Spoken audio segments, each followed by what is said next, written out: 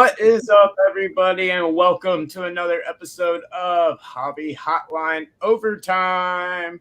Your lineup for tonight is, of course, the DH, myself, and joining me is Uncle Rich Klein. How's it going, Rich? Oh, just dandy. It's a lovely Tuesday night here in Dallas. Nice. It really is. It's like 75 degrees. Oh, nice. Yeah, it's a little cool here, but it's actually a really nice night. We just got back from baseball practice, and it was beautiful outside. And also joining me is the legend herself, Miss Suze. How you doing? Hi there, doing well, thanks. How's it going? It's going good. Going good. Hope everybody had a busy day today. So yeah, I know you had posted you were doing a photo shoot. So what was before we get into the heavy topics, what was the fun stuff you were doing today? Yeah, so I went down to Golden's offices today. I work for Golden, and it's about a 2-hour drive for me. So today I went down there and was doing some film for content that we're producing. So our spring Golden Elite kicks off on Thursday, and there were 2 items in the auction that I did video for, including, I will spoil it because it's fine. And if I shouldn't have, I'll find out tomorrow. One of them was a 27 ticket stubs from the 27 clinching games for the Yankees. So it was 1923 to 2009. Hopefully whomever buys this in the next auction will have to add some more to it at some point, because I do not enjoy the 2009 was the last. As many people know, I am a Yankees fan, so this is why I was one of the folks who they tapped to do this item. So it was super cool, because like you get to see all of these awesome items from think about 100 years ago, 1923 World Series, 100 years ago. And you could just see like history throughout like the designs and the paper and like the price of the tickets, like everything. You get to see like history, just like literally like on this giant table. It was very cool. Well, I will tell you, as a Yankee fan, as a lifelong Yankee fan, I'm jealous. It was cool. I'm not gonna lie, it was super cool. Here, so as someone that's not a Yankees fan and that just loves baseball, that's amazing to me. I would still let I think that's incredible regardless of the team. I was sharing on like my Twitter last night that I was doing my nails specifically for this shoot, and I needed like pretty baseball nails, and like there's some kind of baseball design there, little guy. But so despite also the tickets, I thought I would hold something very cool to show off my nails, and this was even better than those tickets. This was holding a 51 Bowman mantle. But look, my nails are done in this picture. They're beautiful. Hey, that's a slick idea. I like the nails with it. It's beautiful. Yeah. So I know 51 nails. I know 51 mantle is iconic, and the nails are beautiful. Yeah. Would you rather have like a complete Derek Jeter run, or would you rather have the 51 mantle? Yeah. I mean, I have 2,700 different Derek Jeter cards, so she's approaching the run. No, just I mean, I like by run. What do you mean? Like, I have all of the 92 cards. I have most of the 93 cards, which one happens to just be sitting here. I picked this up recently. Nice. This is the Colorado Rockies. Nice. Inaugural season. So like I just picked this up recently. So I have most of the 93 cards. So I'm working on it. I like it.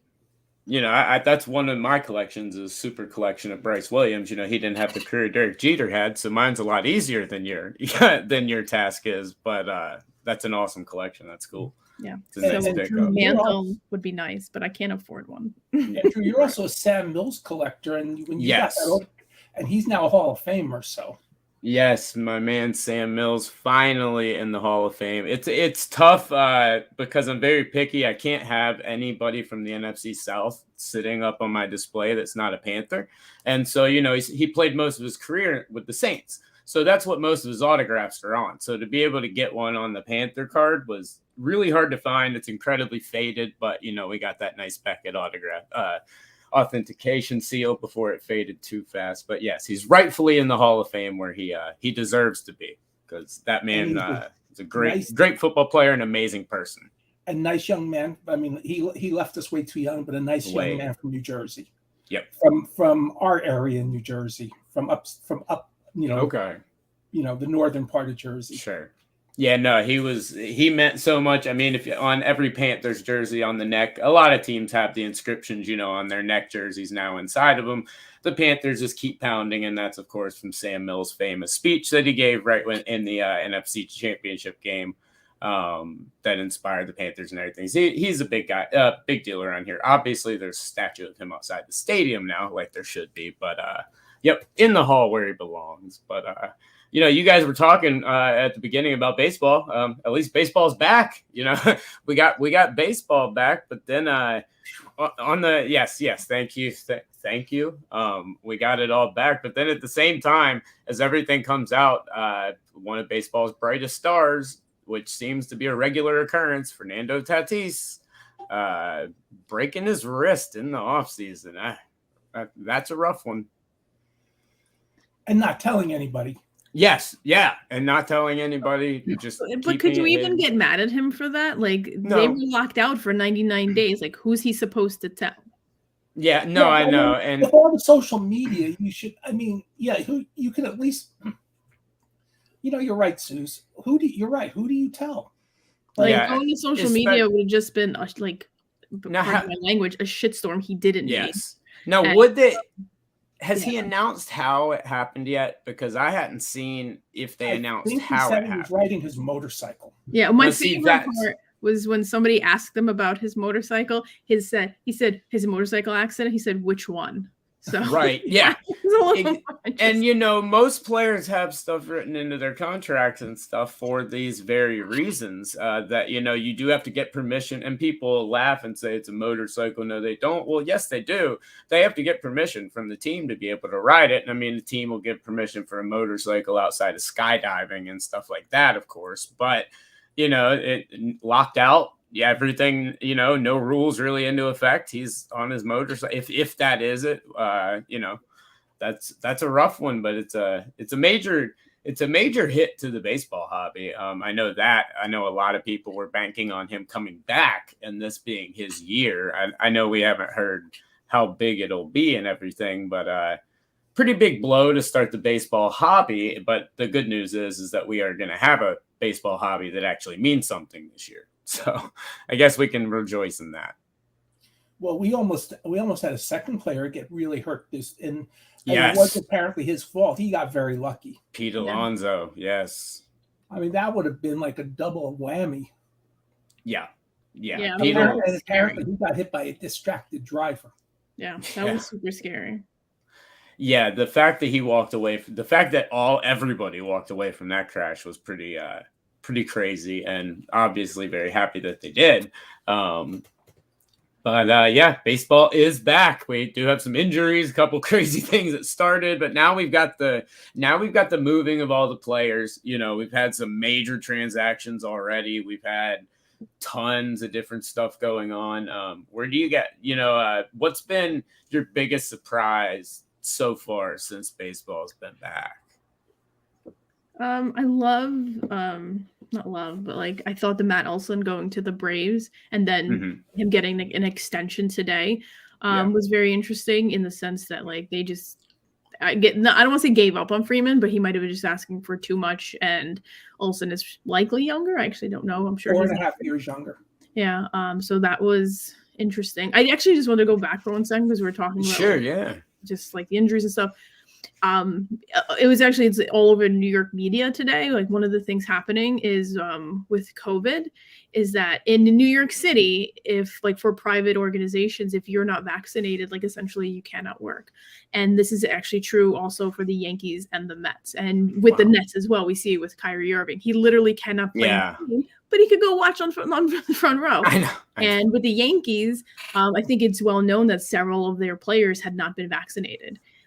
Including, and there was Aaron Judge, who was, a certified star, has been very vague about his vaccination status. So if this rule stays in effect, Aaron Judge might not be playing. Like he's going to play half a season on road games and not in Canada because you can't play in Canada if you're not vaccinated. So this is actually a big deal for like the Yankees and the Mets and, you know, some of their stars who aren't vaccinated. Yeah, I mean, regardless of what you think or don't think about being vaccinated, throwing away that much money. I mean, part of me says, hey, great job. You're really sticking up for yourself. Another part of me says, you're throwing away the possibility of generational wealth. And why would you want to, you know, your kids, your grandkids, you basically can set, you know, Aaron Judge could probably set them up for life with another contract if he hasn't already. Easy. And throwing it away is not the wisest thing in the world. As I said, his beliefs are his beliefs, so I don't want to get into that. But I do think that there are times where sometimes you put, and especially in a situation like that, your beliefs to bed and said, you know what, I'm going to make a lot of money. Let me put up with the 2 days of pain, you know, the possibility of the 2 bad reaction days, and just do it. I mean, that's you know, that's one thought. There's another thought saying, hey, it's his right, but then it's his right not to be paid either. Yeah, you have to accept the consequences of your actions at that point. So true, Mr. Keating. Yes. That very, very much true. And speaking of weird things, how about that poor guy that paid my gosh. I'll let you say it. Rich, go on. More than $500,000 for Tom Brady's final touchdown on Saturday night. Hold up. Hi, I'm coming back. I mean, it's a fascinating moral dilemma because the auction house, Leland's, a very respected auction house, sold it in good faith. The buyer bought it in good faith. And the next day, probably before any money's even changed hands, the situation's probably different unless Brady gets hurt in training camp and never plays again. The odds are pretty good he'll throw 1 touchdown pass next year. Yeah. No, well, you know, the craziest thing to me about all of this, despite the impeccable timing, is, I mean, you could literally write a movie based on this football. I mean, what this football's gone through is things of it's a made for Adam Sandler sports comedy movie. I mean, this has just been absurd, everything that's happened with this football and Tom Brady footballs through his last year. But yeah, you want to talk about bad timing. I mean, I know Brady has nothing to do with it whatsoever, and he has no, you know, reason to get involved or anything. But if I'm Tom Brady and I see that, and I don't know, I feel for the dude. I try and hook him up with something to be a little nice, just to be like, sorry. I mean, at least you get to see me play another year. You're obviously a fan or a collector. At least you get to see that. But here's a little something. I don't know. But yeah, that ball became, I mean, what? Just what, the footnote on one of Brady's losing seasons? I mean, the drop in value was astronomical. Well, one of the other interesting issues is this is the second football of the last season. Yeah, that had an interesting Brady story. That's what I'm saying. The touchdown ball that got handed to a fan, and the team talked him out of it, and all of a sudden you hear Darren Ravel and maybe Brian Gray or somebody else saying, or it may have been Sousa's boss Kenny saying $500,000 ball, and everybody says, "Oh, we better make good for this guy." Yeah, because that's what I'm saying. You could make a movie based off just the footballs of last year for Tom Brady. Forget Tom Brady's season. Just the footballs alone had an interesting story. Yeah, he gave the other guy a Bitcoin. Yeah. Bitcoin, and he gave him other stuff too. I mean, he clutched up for that other person. Oh, yeah. Yeah, he definitely hooked him up very, very nicely. A Bitcoin, which at the time, if the guy was smart and moved a little bit of that out of there, really banked out on it. Still would regardless. But, I mean, he made out really well. You know, like in this case, it's not necessarily, you know, like I said, there's absolutely nothing, you know, that says Tom Brady needs to do anything. It's just, I don't know. I feel so bad for the guy, for the person, the individual. I don't know if it's a guy, woman, whoever it is, but I feel so bad for the person that I want somebody to do something for him. The people at Leland's, you know, Josh Evans has passed on. But the management team at Leland's is a very strong, sturdy hobby team. Yeah, I'm sure I would almost guarantee they will do something for everybody on that one if the man or woman still wishes to keep the football. Yep.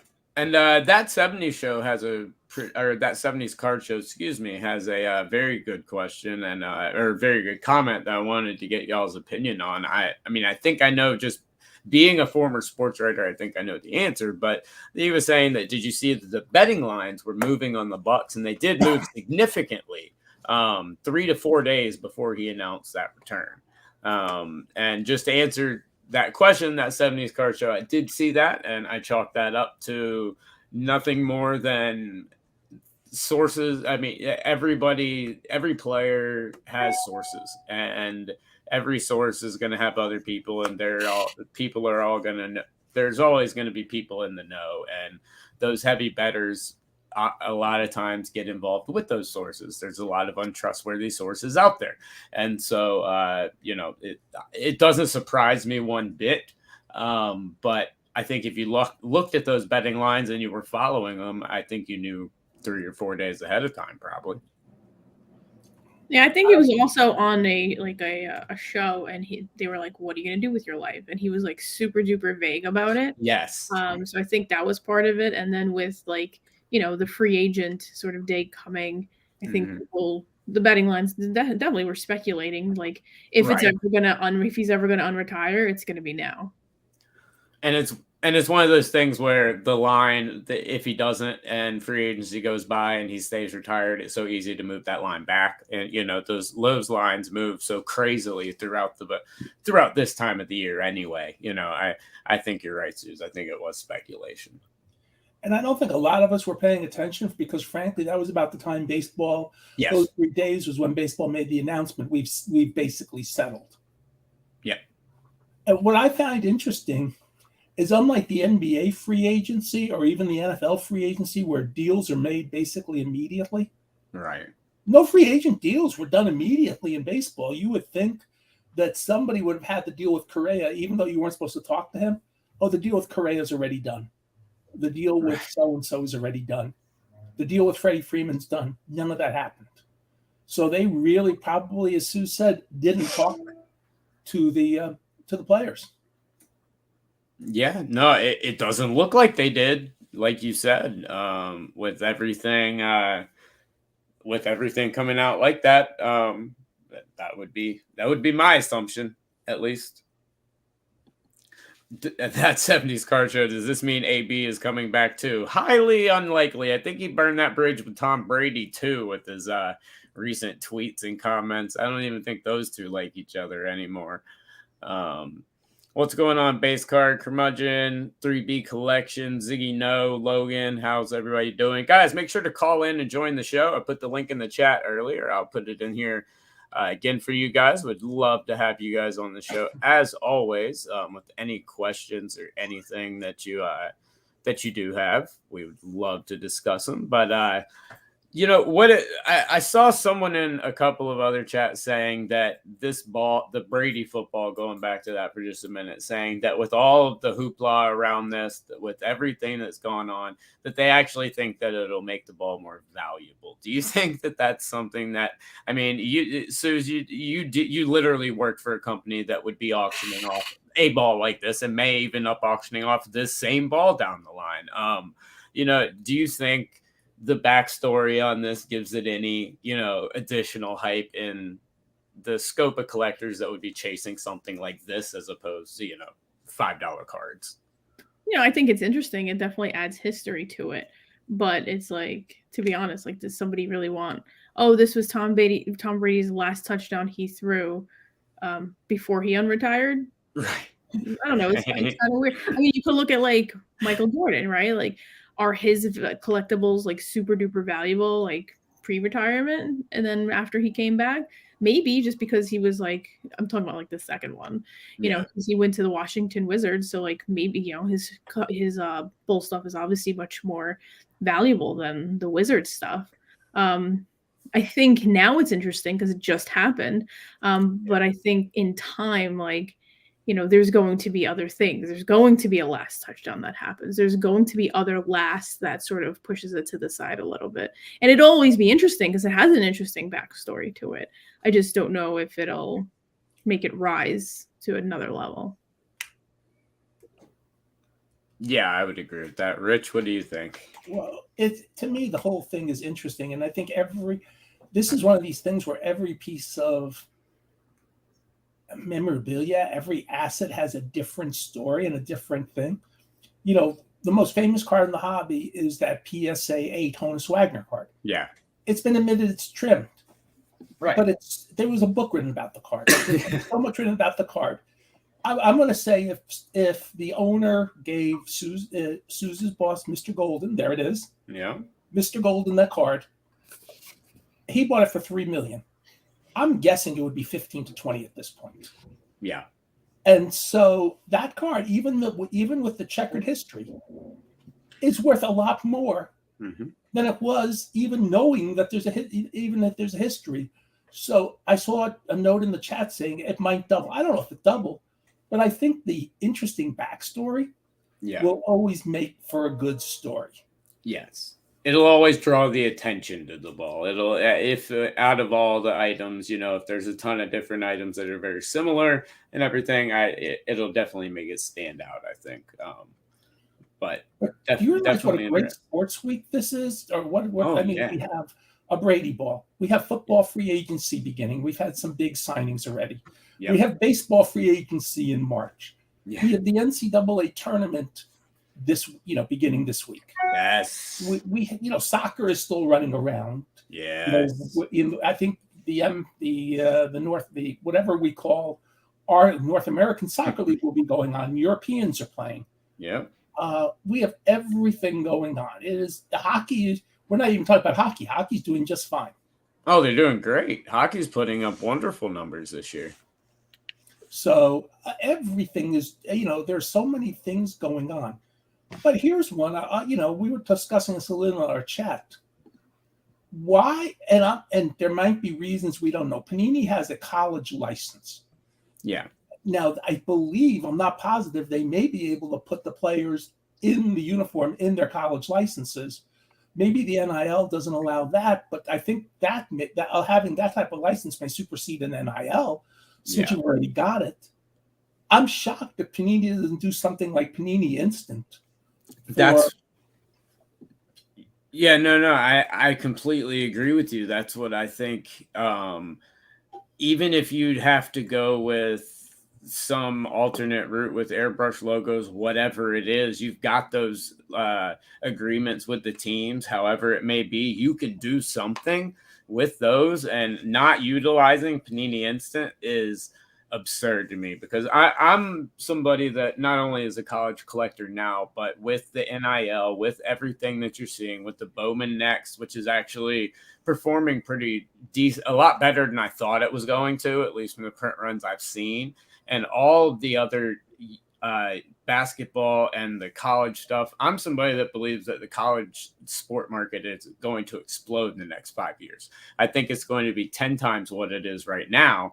And this March Madness in particular, you can make a case at least for 10 teams to win this thing. The amount of star power that's in this March Madness is incredible. I hope Panini has some sort of plan, but if they don't, they definitely need to have one for the future. Well, I'm just thinking going back to last year, and I know last year is pre the NIL and pre. Right. When the gentleman from Gonzaga hit that clutch 3-pointer in the Final Four. Yes. Oh my God! Could you imagine if there was a card of that? That came out the next day or the next week, even if Gonzaga didn't win the national title. That's an iconic shot nowadays. Yeah. There was about 4 or 5 years ago, I think it was Villanova, when the guy hits the shot to win the national title. Yes. They run the play and he takes like a 30-footer swish. Title. Yep. I mean, you'd sell 10,000, you'd sell 20,000 copies in Philadelphia. Yeah. You make your money that, and that to me, and I know the people from Panini are smart, so I'm not trying to say something, but to me, that's a missed opportunity. I know maybe you get the person who does Panini Instant, and I know when Tracy was on the show, he mentioned, and I know who it is. I know who the person is. He has only so much bandwidth to do things. To get him a little help, or let him say, I need some help for these times. Your Sue's worked at top. She can probably tell you there were times she wishes she had extra help, or she was called to help somebody else. Yeah, I mean, regarding like that stuff, I think logistically there's a lot of issues. Like, one, somebody hits that, you're talking about hitting the jumper. Like, look, I'm not a big college basketball fan. I don't watch it. It's not my thing. Mm-hmm. But to have the NIL, you need individual deals with every single player. Right. So it's not like, okay, March Madness is happening and we're going to have 32 cards from all the, the winning games in the first round. Like, you literally cannot do that because you can't use the current players without the NIL. And then you have to go and like scramble to be like, oh, we want this one, and then find who their agents are, get them to sign deals immediately. And then, because some of the stuff might take days, if not weeks, to put together. And now you can't have a card because like now it's irrelevant because their team lost in the next round. So who wants that card? It becomes like just super duper difficult logistically to actually do something like that. Now, question on that. Let's say, forget about the instant part, but those iconic shots that Rich is talking about. Once those athletes graduate, would that change things? Would like to be able to put in as future, releases, to have insert sets of these iconic sets, of these iconic shots? Does that change once they're, because eventually Panini can use them and gets the autograph line through the players associations and things like that? Does that change it and make it to where they can use it then? They just can't use it now? Yeah, probably. Like, as long as they have a deal with that specific player, because they do have the CLC license, so that's not an issue. But as long as they have a deal with that specific player, they should be able to do something like that. Conceivably, there might be rules and stipulations that I'm not aware of. As a matter of fact, when they signed Charles Barkley to an autograph contract, the first autographs they did of him was Auburn cards. Yeah. So, I mean, they can definitely do things. Yeah. And as I said, I'm just throwing that out. Right. Panini, I'm sure they've looked at all the legal issues. I'm just in a perfect world saying, guy from Gonzaga hits that shot, or as John Keating said, Chris Jenkins hits that NCAA championship winning game for, shot for Nova. Hey, next day, card out. Yep. Yeah. Do you think we get there? Do you think we get to that point where that can happen, Suze? I mean, you said you saw a lot of logistical issues. Do you think that changes, or do you think it, I think Fanatics has a better shot at it than anybody. So if it's going to happen, it'll probably happen when Fanatics does it. Everything that they've discussed, they're trying to do more things in real time. I imagine through their exclusive licenses and their Authentics business, they're probably signing a lot of NIL contracts with athletes. So I think if anybody can do it, it's going to be Fanatics. And as you said, even if we airbrush the logo off the uniform, give me the photos of the shot with the guy's face. Yeah. We can figure out where the shot came from. Right. That's what, at least with me, I agree with you there. But speaking of March Madness, Rich, I know you said you're a fan. While we're here, I know, Suze, you said you don't watch that much. But Rich, who you got for the March? Who do you got taking home? Honestly, I don't follow college basketball the way I did when I was younger. But I was pointing that out based on that. But I'll tell you, there's a lot of college fans out there that want Duke in Coach K's final season to win a title. Yes, there are. They're a number 2 seed. Number 2 seeds do pretty well in tournaments. So, I would never count out Duke at this point. With it, when I was growing up, before either of you were born, which shows how old I am, we had a tradition. And there was like a couple of coaches, Al McGuire, John Wooden. They won NCAA titles in their final year. Right. Al McGuire from Marquette in 77, Wooden for UCLA in 75. They won a title and retired. Wooden had announced the retirement. McGuire announced it afterwards, but it was like well known if he wins, he's gone. He says he's had enough. We know Coach K's retiring.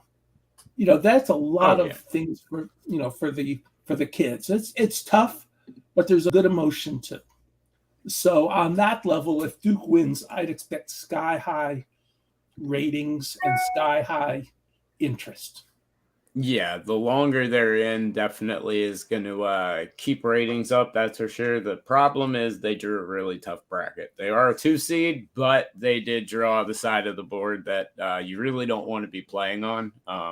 And we'll see. I've been watching this Duke team a lot the last couple of weeks. I just think there's too much pressure on these young kids. I think it's a little too much for them to handle. I mean, the March Madness and these tournaments and things like that are tough enough to handle. You add in literally one of, if not the greatest college coach. I mean, living in North Carolina, it depends on who you ask. Dean Smith or Coach K. Those are the two answers you'll get. Maybe Roy Williams thrown in there every now and then, but it'll be one of those three. There's a lot of people that want to see him lose just as much as they want to see him win, but he's so iconic. I don't know. That's a lot of added pressure to put on those kids. I think, I don't think they're going to go too far, but it definitely would help the ratings if they did. I have no dog in this fight. I cheer for East Carolina. We have a basketball team. Well, at least we say we do. We never show up on the court. So I never have to worry about the March Madness for my school, but we'll see how Coach K does. Don't worry, it's been since 1968 since my college has been in the NCAAs. So there you go. So it's like that. Yeah, absolutely. Well, speaking of the Brady Ball and speaking of some crazy sales, I did see something that I don't know if you guys had saw. It just came out just the other day, but prospecting in baseball, at least since baseball's been back, prospecting sure went through the roof. As the Marcelo Mayer, did you guys see the Superfractor? The Superfractor PSA 9. I happened to see it.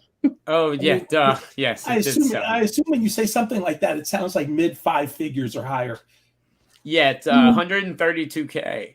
It's sold for. Yeah, 132K at a PSA 9. Which was incredible to me. I totally forgot it was gold, and for some reason someone told I thought it was PWCC, but it was sold at gold. And then that was a really incredible sale in my eyes. And I don't know, Suze, I know you're a big baseball fan and everything. When you see a sale like that, what comes to mind in terms of the market as a whole? Funnily enough, I actually we talked about. I did 2 items in video today when I went to Golden, and the second item happened to be about a prospect. And so I was actually discussing this today about prospecting and how crazy prospecting has been in baseball, because it's not just Myers card, right, but Jason Dominguez Superfractor just sold for $474,000. Yep. So then Myers is 132, and it's just, I'm not surprised, and this is going to take it to a much different tangent. The other day, somebody asked me on Twitter, why products don't go crazy like basketball or for football, how it's been. And so I sat there thinking about it, and I'm like, it might feel that way because a Series 1 comes out and it doesn't go crazy. But baseball is so different than the other sports because of Bowman and all of the minor league products. So when Bowman Chrome and Bowman Draft come out, those products go insane because these are the cards, like the Bowman first cards and those autographs. These are the cards that go crazy on that secondary market. It's not the rookie cards. It's not the RPAs, because they already have a history of like 2, 3, sometimes 4 years of cards already on the market. Where in football and basketball, you don't actually have that. So I got to thinking about it because Series 1 is out and Wander Franco's going crazy. Right. And yes, his base card is not a ton of money, but that's fine. Some of his low numbered parallels are in Series 1. But the reason is because for prospecting, once upon a time you could buy a card cheap of a potential future star. I had bought a 2009 Bowman Sterling Mike Trout autograph for $25. It is not, I still have it, not a $25 card anymore. And you can't get away with that anymore. No. You're rarely gonna like have prospects now fly under the radar. However, there's that potential that these cards still end up being something, because like, what if Jason Dominguez comes out and he is the next Mike Trout? You know, he is this next great star, and now this $474,000 card is now $1 million card, like Trout Superfractor. You know, it's like these are the sort of gambles that people are taking on prospecting. And here's the other: you can get that card out of the pack. Yep. You pull that card out of the pack, you sell $474,000. You did okay. Yeah, yeah, you definitely did. But what's interesting is that a couple of years ago during Zion Mania, when we were just waiting for the world to come back to normal, even the Zion Superfractor autographs, Gary V was, saying you're going to pull a $50,000 card out of a $6 pack. Yeah, well, these cards have smoked that $50,000 Zion. Oh yeah, absolutely. And I mean, speaking to what kind of what you were saying, Suze, a lot of people were saying that Meyer went for too low, and that they were surprised that the sale was only at 132. And that really is where the baseball market, and that's what I've always said. It's so different. You really can't compare the two markets. I think that you might be able to in the coming years, depending on how a couple of things shake out. But right now, just the prospecting, I mean, they're two completely different markets, and they're two completely different markets that are in the exact same sport. And so prospecting to me right now is just absolutely on fire. Sales like this show it. I saw a red that was just pulled today that looked beautiful, so I'm sure we'll have another one probably up on Golden. That'll set some pretty big numbers here in the future. But you're seeing prospect cards go through the roof right now, and I think that probably had a combination to do with some people, really focusing on it because there was the lockout and they weren't sure about baseball. So maybe they shifted their focus more to prospecting. And then I also think it just comes down to, like you said, Suze, a lot of these players already have 4 years or so worth of cards by the time they get their rookie card. I think in a lot of modern collectors' eyes that the rookie card becomes a little devalued when you have that much, before the rookie comes out. I think in baseball that's fair. We jokingly ask people like what card is most desirable, right? And lots of times in baseball you have a camp of people who are like the first Bowman card, not the rookie card, but the first Bowman card, because it's not about the rookie card, it's about the first card, and that's the big distinction in the sport. And that's what's interesting about all these college cards. Because if these people go to college, in baseball, they're in the farm system. They're not in the majors. I know, they can wear a major league uniform in Bowman, but they're not major leaguers. Yep. College cards have never gotten quite the same respect. As I said, if you get, whomever in college that's a star, that's going to be a top 5 or top 10 NBA pick. Yeah. You get a card of him signed. Is that not, I mean, could you imagine if there was a North Carolina card, not the, Collegiate Collection 1990, but an 83 Michael Jordan North Carolina card that was a legitimate issue that was signed? I mean, I know we weren't having signed cards in 83, so this is really playing make-believe. But would collectors rather have an 83, 82, 83 Michael Jordan card? Yes. Or would they rather have the 86, 87 Fleer card? 100% the Fleer card. Yeah, even though, yes, I agree. Even though that's a sore subject with me, Rich, because my mom went to college with Michael Jordan and actually worked in the athletic department. And she was around him a lot and has 0 autographs or anything to commemorate those years. So, sorry. But we actually got a question here that relates exactly to that 86 Fleer from Peeps here in the chat, asking, is the 2000 Bowman Brady now the 86 Fleer Jordan of football? What do you guys think? Suze? I'm thinking. I don't think that's the right comparison. I don't think so either. Let me. Yeah. Like the Fleer is Jordan's top card. Right. And if you're talking about top cards, It's obviously Contenders. Brady's Contenders Championship ticket. But you didn't do autographs back in '86, so it's kind of a weird comparison. Yeah. If you're calling like, okay, the '86 Fleer, that's a Holy Grail card, right? And if we're doing Holy Grail cards for Brady, it's the championship ticket, the Contenders Championship ticket. No, I'm right there with you. There's a Bowman. If you're going to do Bowman, you might as well say Bowman Chrome. There's a Bowman Chrome, Brady. And that's what I was going to say too. If we're going with non-autos and we're just taking autographs out of the picture, you look, it's got to be the refractor or any of those that were in it as well. Outside of just the base, I mean, I think it's going to be an iconic card, but for Brady, it's absolutely the Contenders auto and the championship ticket. I mean, that's the card, and I honestly think that's one of the top 5 cards in the hobby. I mean, you can easily argue against that and for it, but as everyone's list is going to be different. But I mean, and I'm not a Brady fan whatsoever, but I mean, that's a top 5 card in the hobby for me. The only problem with making the Contenders ticket, of which there's a print run of 100, the card, is that there's a print run of 100, and there's really not enough supply. And you're not, the Fleer Jordan you can find just about at every show. Yeah. You also need a card you can find. Yes. We've got a question from 80 Unknown, and it's for Suze, but I'm dying to know the answer to, and I want to talk about it as well. But they want to know, do you think Supernatural gets official trading cards made? And what do you think the secondary market will be for autos, relics, etc.? Full disclosure, I have seen every episode of Supernatural in all 20-some seasons like 80 times. So huge fan here. But what do you think, Suze?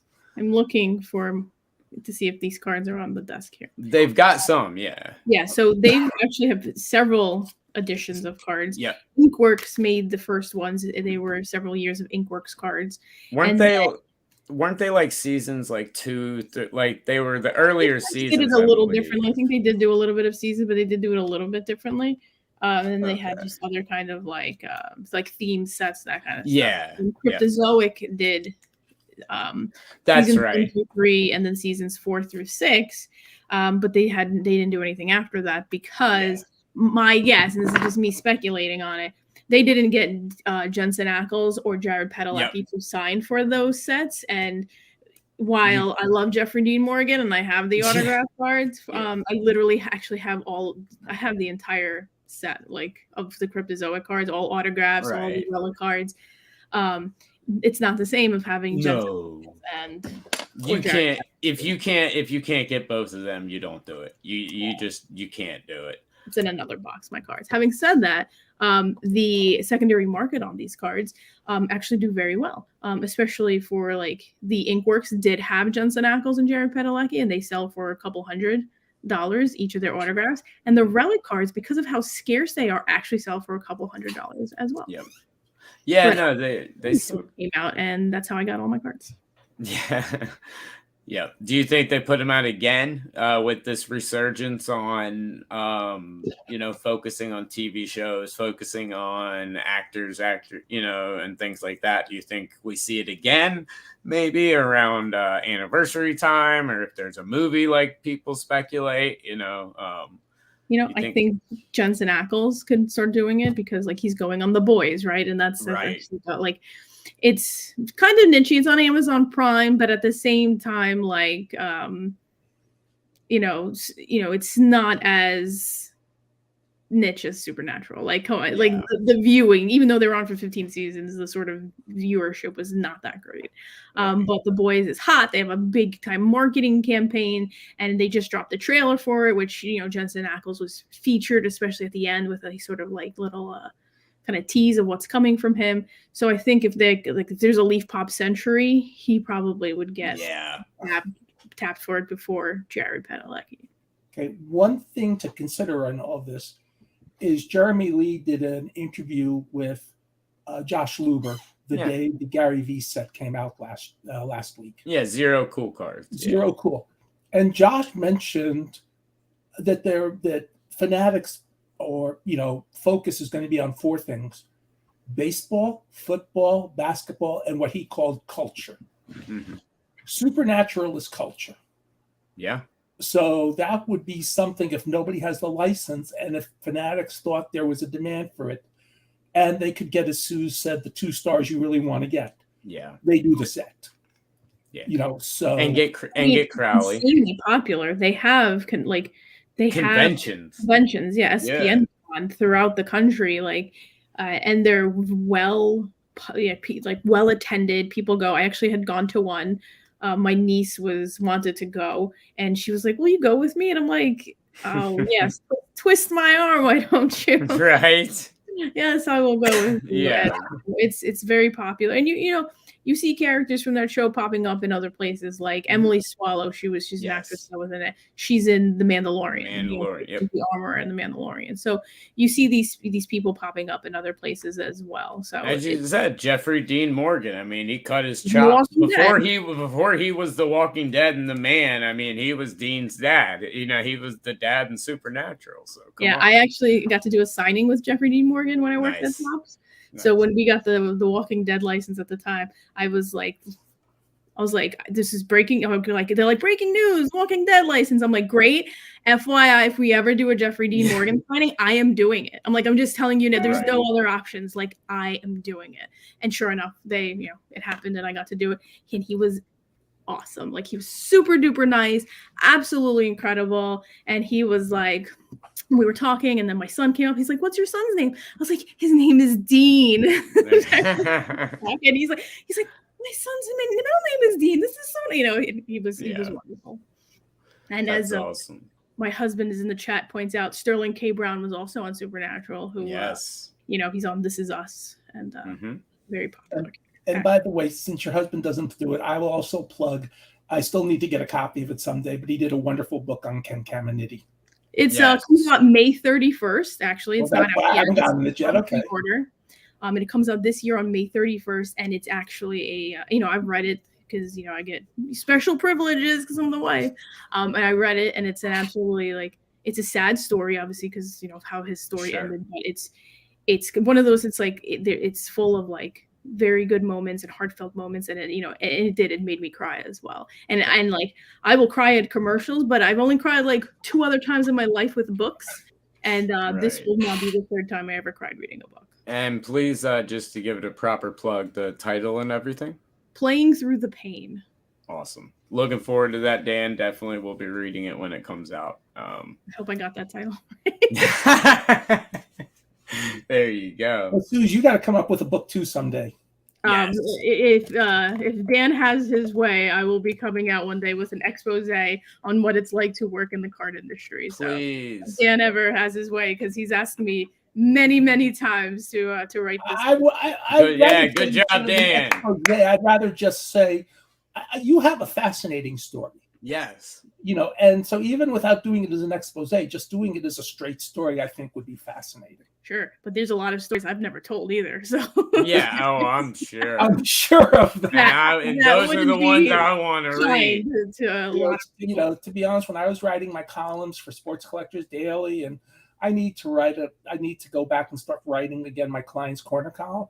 But one thing I was very careful about doing was not writing stories about other people and their follies, from my Beckett days, because if I'm writing it, they're not there to defend themselves, and I don't want to get into a story like that. And so I get where you're coming from on that, but I think there are some cool stories you can tell that really don't hurt anybody. Well, when I decide my career is over in this hobby, maybe that book will come out. So I don't have to worry about getting a job. Yeah, I was about to say that's when you'll become a famous author. At that moment. Yes, but I'm looking forward to that book. Yes. God willing, I'm still here in 30 years from now when you write that book. I am Uncle Rich. By then I'd be grandfather, uncle. Yes. Might be stealing the same title as Dan's book as Playing Through the Pain. Well, and you actually had a tough commute. You had to take the train downtown, and then I think you probably had a train. It was trains too. I mean, that's not a good day. It was an hour and a half commute to Tops on a good day. But you know what? But it's people here, they're like, oh my God, an hour and a half. But if you want to work in New York, you're either paying astronomical rent to live in New York City, or you live outside the city, which I do, and you have to commute into the city, and you're looking at an hour like anywhere. Yeah, I mean, I was lucky. If I caught the buses right, it was when I was living at home way back in the day in the 80s. And for those couple years I worked in New York, if I did everything right, it was 1 hour door to door. But I had to catch the bus dead on. Yeah. I mean, the only good thing is it literally dropped me off at my house. Yeah. Literally. Yeah. Like I had to walk 5 feet to my house. That's always nice. Peeps chiming in, kind of wrap as we wrap everything up here as it's close to 10. He says that you think the 500K Brady football was a bummer. Try the Dominguez or Mayer superfractor. So Peeps obviously not in on the prospecting side of things, as we can see. Which that's one of those where, we'll have to wait and see. The good thing is we do get to wait and at least see them play. So, that you can't really judge that yet, but definitely some interesting sales. Someone's showing some strength in the hobby, which I think right now, overall, I think the hobby is, at least in my opinion, incredibly strong. Multiple markets are doing great. And to plug where I work for a second. Sure. I sold, as people have heard on the show, I sold all my inventory. Yeah. So our event show manager said, "Oh, Rich, don't give up your tables at the Dallas Card Show. Mm-hmm. We'll do submissions at comps. We'll do submissions for ComC." Okay, that gets me out of the office, at least talking to everybody again. We got even more cards at this show than we did 4 months ago. Yep. And every show, it looks like we're going to get cards. I mean, that's how strong the hobby is, that we're just getting we're going to just get cards. And we're processing them better, and we're just about caught up on everything. Not perfectly, but we're caught up on processing and shipping. And I see CSG is pretty much caught up. Mm-hmm. And I know when I spoke to the reps at Beckett, they really have 3 target dates for being caught up. But they're going to be caught up sooner rather than later. Yep. PSA, it looks like they'll be the end of the year, but they're able to accept new submissions. I know Logan posted on Twitter that he got like one of his orders back the other day. Well, I mean, we're doing all the submissions for the Collecticon across the country for PSA. They hired us at Wax Pack, and so we're doing all of their submissions. And I mean, I submit to them quite often. If you're submitting to PSA right now, if you're submitting an Express or anything like that, they're incredibly quick right now. It's the older orders, the legacy orders that they're catching up on, and like you said, it'll probably be end of the year, but they are all catching up. But the increase in the amount of submissions that I saw, at least at Collecticon, which was a smaller show, I guess you could say, was astronomical. We'll see how it is at the Mint as we're set up to take submissions there and everything. We'll see what that's like. I think that'll probably be pretty slow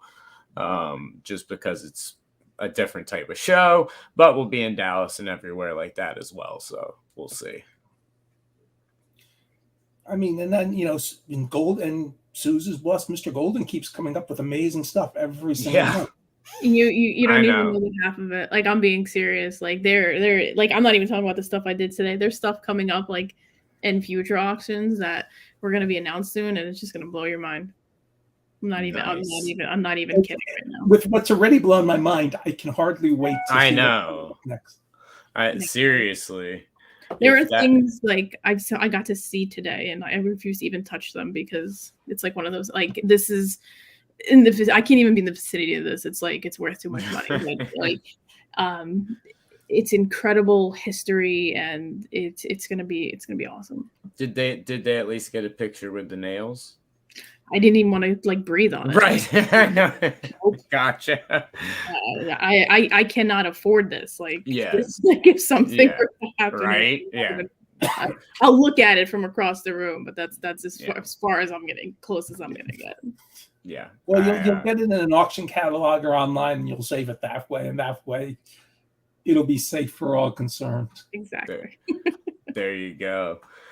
All right, y'all. Well, it is 10 o'clock, so I guess we will wrap up this episode of Hobby Hotline Overtime. Guys, remember to check us out on Saturday, every Saturday morning, and then every single Tuesday evening. But we will be live this Saturday at 11 a.m. with an all-new cast of characters. But Rich, Suze, It's been a pleasure.